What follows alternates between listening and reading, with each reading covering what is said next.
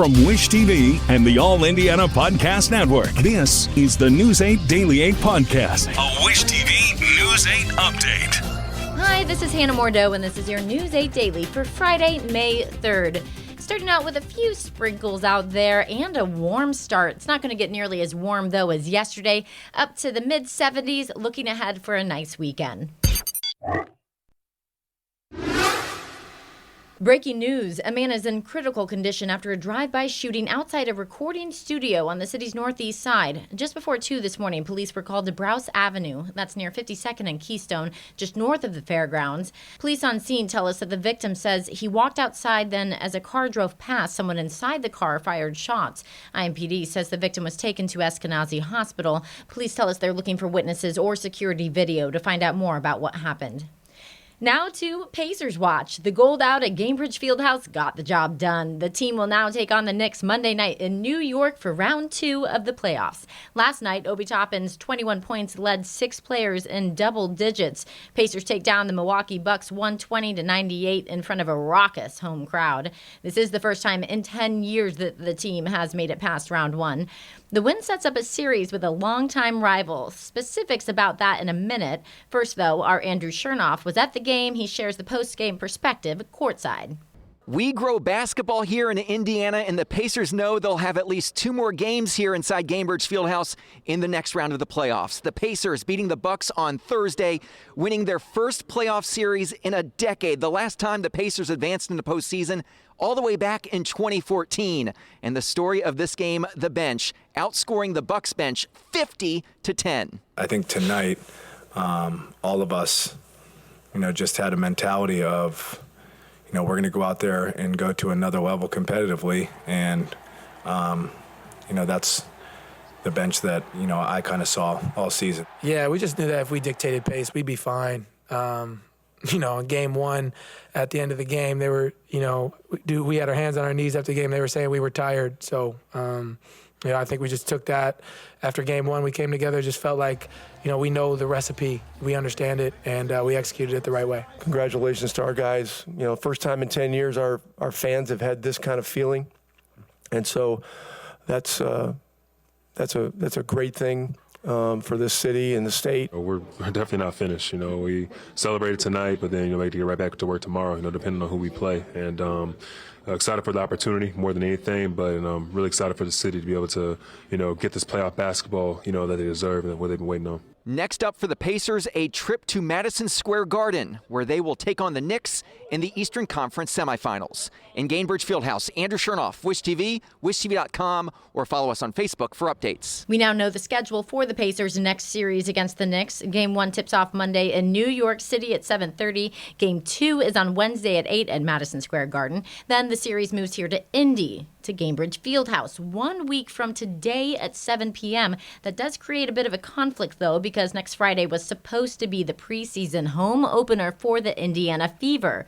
Right now, we're working to find out from the Pacers and Fever officials how this conflict will be handled. 4th game is set for Sunday, May 12th at 3:30 in the afternoon here in Indianapolis. The game took a sour turn with just more than 2 minutes left last night. Milwaukee guard Patrick Beverley threw a ball into the stands twice, hitting at least one fan. Just as the game broadcast cuts from a shot of the Bucks bench to a wider look, a ball flies across the screen and hits a woman in the face or head. Seconds later, a fan tosses the ball back to Beverley. Beverley fires it back to him. Beverley's teammates then surround him. Beverley later posted on X, quote, "Not fair at all. Exchanged between a fan and our ball club all night. We warned and asked for help all night," end quote. Caitlin Clark and the Indiana Fever have their first preseason game tonight in Texas in front of a sold-out crowd.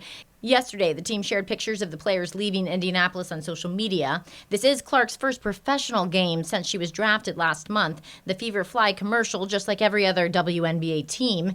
With Clark and the team's growing popularity, though, that means security is a big concern. The Fever organization has done a really good job of getting out ahead of things. There's going to be a lot of security traveling with us. There will be certain plans of, how we're going to navigate going throughout airports and things like that. And, it's not just for us, it's for everybody in the WNBA. So it's not like we're the odd man out here. Tip-off against the Dallas Wings is at 8 p.m. Clark and the Fever are a main reason for a spike in WNBA ticket demand. StubHub says ticket sales are up 93% compared to this time last year. A report from StubHub says the increase in demand has to do with Clark calling the Fever Stars' impact on the game electrifying. The report shows ticket sales for the Fever are 13 times higher than last year. It also shows that 9 of the 10 best-selling games this season are Fever games on the road. Switching gears, for the second time in 2 days, a man is killed in a police shooting in Marion County. This one happened on the near north side of Indianapolis. Investigators say that the suspect had been pointing a gun at officers and neighbors. IMPD says it happened at around 2 yesterday afternoon on Broadway Street in a neighborhood near 38th Street and College Avenue. 2 people called 911, telling dispatchers the suspect was pointing a gun at them. Police say when officers arrived, the suspect pointed his gun at them as well. 2 IMPD officers discharged their weapons, striking the individual. No officers or uninvolved citizens or community members were injured as a result of this incident. Detectives did locate a firearm on the porch steps, and that firearm may have been damaged during the encounter with the officers. Police say the suspect was immediately given medical attention but later died at the hospital. His name has not been released. IMPD Chief Chris Bailey, who you just heard from, says that body cameras were active during the shooting. Investigators will use that footage to look at what happened. The 2 officers who fired their guns are now on administrative duty, which is standard procedure. Beech Grove police shot a man to death earlier this week. His family is now talking. It started as a child custody call at the Willow Glen Apartments on East Thompson Road. Police say Joshua Richard lunged towards officers with a knife, slashing one of them in the face, and the officers fired. News 8's Kat Sandoval talked to Richard's brother. They're making him out to be like he was attacking the police, and he wasn't. He was trying to defend his kid. I know you are saying that, your brother's a good person. I would think the same of my brother. However, your brother did slash an officer. If they'd have just pepper sprayed him or even tased him, he's not a big guy. Officers involved are now on administrative leave during the investigation, which is standard procedure.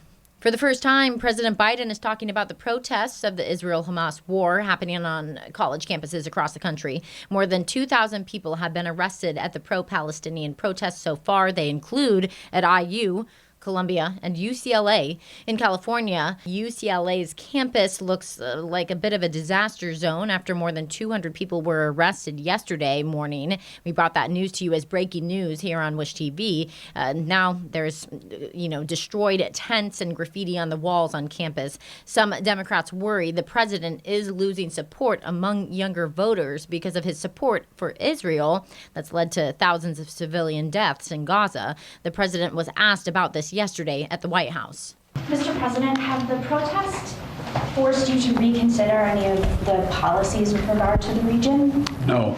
Thank you. Mr. President, do you think the National Guard should intervene? No. Biden says there is no place for anti-Semitism or Islamophobia on college campuses. A group that tracks data about pedestrians and bicyclists says April saw more crashes involving them in Indianapolis than any other month in at least 2 years. The Indy Pedestrian Safety Crisis Project has been compiling the numbers since May of 2022. The group says there were 77 crashes involving people walking or on bikes. 5 of them were fatal. The group is calling on the city to restripe streets to make narrower driving lanes, add sidewalk bump outs to slow turns from cars and trucks, and strictly enforce traffic laws. And they're not spending a ton of money to do it. We're constantly hearing, funding is problematic. We don't have the funds to do these things. And my response to that would be, what are the cost of 107 human lives? Because that's how many people we've lost since this project started tracking. DPW says that it will roll out new bike lanes, trails, and crosswalks, intersection signals, and ADA ramps soon. Organizers expect around 30,000 people to be downtown running in this year's mini marathon. News 8's Colin Bailey is at the Indiana Convention Center, where the fun begins before tomorrow's race today. Good morning. Runners will have the chance to actually get to run on the track tomorrow. One of the cool parts about the mini marathon, we're joined by Lindsay. Good morning. Thank you for joining us. Share with our viewers what they can expect today and also tomorrow when it's race day. Yeah, today we're at the Indiana Convention Center for the 500 Festival Mini Marathon Expo. We're here from 10 a.m. to 8 p.m. This is where all of our participants, we've got over 20,000 of them participating, will come to pick up their packet and their bibs. And so today, people can come and enjoy this. It's not just the runners themselves, correct? Correct, yeah. Everybody can come. This is open to the public and free, so anybody can come out and check out the expo. We've got different apparel companies here, shoes, you name it, anything that goes along with the active lifestyle world, it's here, so people can definitely come check it out from 10 to 8 today. And one of the cool things is Daryl just showed you is right behind us is this map. And there's runners from all over the place, not just here in Indiana. There are. We have 15 different countries, 5 continents, and all 50 states being represented tomorrow. How cool. And also, if you're not running, how can you get involved tomorrow when it's race day? Yeah, definitely come out, cheer on the participants. There's 13.1 miles of route to cover, so they need people along the way to cheer them on and motivate them to get to the finish. So if you're not running, get on and cheer them on. But if you are running, you get one of these cool shirts as part of your kit you get when you pick it up. But race day kicks off tomorrow at 7 a.m., so get out, have some fun, and cheer them on if you're not going. But for now, in Indianapolis, I'm Colin Bailey for Wish TV, wishtv.com, or follow us on Facebook for updates. In your business headlines, the economic impact of the Kentucky Derby is spread far and wide. It's estimated 90% of the women who attend the Derby will wear a fancy hat that costs between $500 and $1,000. Fireball Whiskey even released a shorter hat, which can be used to store mini fireball shooters for the Derby. Hotel rooms also can cost anywhere between $930 to just over $2,000 a night. This has been your News 8 Daily. From Wish TV, I'm Hannah Mordeau. Watch us on wishtv.com and follow us on Facebook for updates. This is the News 8 Daily 8 podcast, a Wish TV News 8 update on demand. For even more, on demand and on the go. Connect with Wish TV on Facebook at wishtv.com and on the free Wish TV mobile app. Thank you for listening. And be sure to like, subscribe, and follow this podcast for updates every weekday morning on the All Indiana Podcast Network and wherever you get your podcast.